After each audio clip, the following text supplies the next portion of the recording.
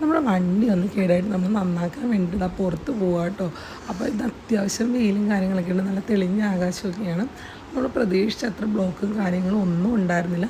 നമ്മളീ പോകുന്ന കാറല്ല കേട്ടോ, നമ്മുടെ ഒരു കുഞ്ഞി കാറാണ് കംപ്ലൈൻ്റ് ആയത്. അപ്പം നമുക്കത് നന്നാക്കുന്ന ഷോപ്പുകളും അത് നന്നാക്കുന്ന ആൾക്കാരും ഒന്നും പരിചയം ഉണ്ടായിരുന്നില്ല. നമ്മൾ ഇടയ്ക്ക് പോകുമ്പോഴത്തേക്കും നമ്മൾ ഈ ഷോപ്പ് മിക്കപ്പോഴും കാണാറുണ്ട്. അപ്പോൾ ഇവിടെ റെഡിയാക്കോ ഇല്ലെന്ന് അറിയാനായിട്ടാണ് നമ്മളിവിടെ കയറിയത്. ഇവിടെ ഒരുപാട് RC കാറുകളും ഡ്രിഫ്റ്റ് കാറുകളും അതുപോലെ തന്നെ നമ്മുടെ എന്താ പറയുക ഹോട്ട് വീലേഴ്സിൻ്റെയൊക്കെ ഒത്തിരി കളക്ഷൻസ് ഉണ്ട്. ശരിക്കും പറഞ്ഞാൽ വണ്ടിപ്രാന്തന്മാരുടെ ഒരു ഷോപ്പ്. വണ്ടിയെ സ്നേഹിക്കുന്നവർക്ക് അവിടെ ചെന്നാൽ തീർച്ചയായിട്ടും നമ്മൾ ഒരു വണ്ടി എടുക്കുക അവിടെ നിന്ന് പോരത്തുള്ളൂ. അതിനും വേണ്ടി കളക്ഷൻസ് ഉണ്ട്. എനിക്ക് ഒത്തിരി ഇഷ്ടപ്പെട്ടു. ഒത്തിരി കുഞ്ഞു കാറുകളും വലിയ കാറുകളും ഒക്കെ പല ടൈപ്പ് പല സൈസിൽ. അപ്പോൾ നമ്മുടെ വണ്ടി നന്നാക്കുന്ന അവിടെ സൗകര്യമുണ്ട് കേട്ടോ. അപ്പോൾ അതിൻ്റെ സർവീസ് ചെയ്ത ആളെ അവർ വിളിച്ചിട്ടുണ്ടായിരുന്നു. അപ്പോൾ ഇതാണ് നമ്മുടെ വണ്ടി വന്നിട്ട്. ഇത് നമ്മൾ എടുത്തിട്ട് 2 മാസമാണ് കേട്ടോ. ഇതിന് എന്താ പറയുക നശിക്കാനായിട്ടൊന്നുമില്ല. അതിൻ്റെ ഒരുപാട് പാർട്സൊക്കെ ചീത്തയായിട്ടുണ്ട്. അങ്ങനെ സർവീസ് ചെയ്യാനുള്ള ആളെ വിളിച്ചു.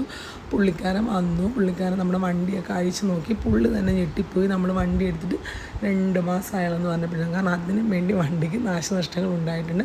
അപ്പോൾ അതെല്ലാം പുള്ളി റീപ്ലേസ് ചെയ്ത് സാധനങ്ങളൊക്കെ മാറ്റി നമ്മുടെ വണ്ടി നമ്മൾ എടുത്തതുപോലെ നമുക്ക് തരാമെന്ന് പറഞ്ഞിട്ടുണ്ട് കേട്ടോ. അങ്ങനെ നമ്മളെ വണ്ടിയൊക്കെ പുള്ളീനെ ഏൽപ്പിച്ചു. അപ്പോൾ 2-3 ദിവസത്തേക്കും കഴിഞ്ഞിട്ട് നമുക്ക് വണ്ടി കിട്ടത്തുള്ളൂ. അപ്പോൾ ഞാൻ പറഞ്ഞല്ലോ അവിടെ ഒരുപാട് കാർ കളക്ഷൻസ് ഉണ്ടായിരുന്നു കേട്ടോ.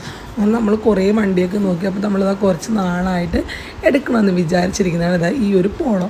അങ്ങനെ അത് നമ്മൾ സ്റ്റാർട്ടിങ്ങൊക്കെ എന്താണ് ട്രയലൊക്കെ ചെയ്യുന്നതൊക്കെ നമുക്ക് സംഭവം ഇഷ്ടപ്പെട്ടു. അപ്പോൾ ഇതാണ് കേട്ടോ ആ വണ്ടി വന്നിട്ട്.